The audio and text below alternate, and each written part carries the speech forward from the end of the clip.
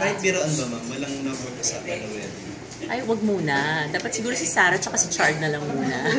Pero nasa isip mo pa ba yun? Na balang araw magpapakasal ka Well, ulit? as of now, hindi ko pa siya naiisip. But I know that one day, I want to grow old naman with someone, right? It doesn't mean na you don't want to get married. You don't want to spend your life with someone. I think all of us need companionship. So yeah, I'm sure one day, if it's the right time and it's the perfect person, why not? Napag-usapan yun ni Jordan? Hindi pa namin napapag-usapan yan. It's because maybe we have still so many dreams. We have so many goals to achieve. So I think, why rush, diba? I mean, life is short, but we don't need to rush anything.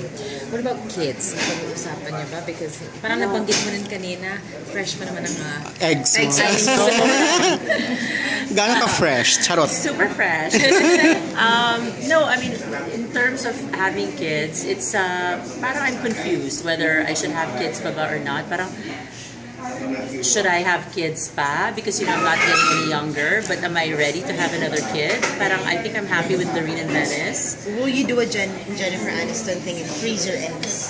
Well, that's the in thing now. Everyone's freezing their eggs or getting a surrogate or... I mean, nowadays naman, if you have money and you have all of the things to make you have a baby, it's okay. Some people have babies even without fathers, diba? So,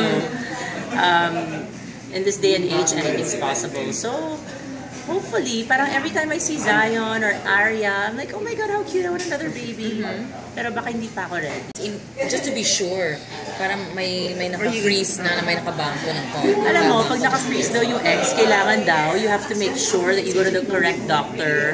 It's not an easy process. Tapos injection ka daw, and then medyo para magiging moody ka or mainit ang ulo mo. Baka maging terror roofa naman ako. So I don't know. Let's see. I have a lot of friends that have done it and they're very happy with the results. So maybe I'll do that. Pero if ever, not here sa abroad. Yeah. Baka mamatay yung eggs, right? Pag dito. Hindi ko alam. Pero parang mas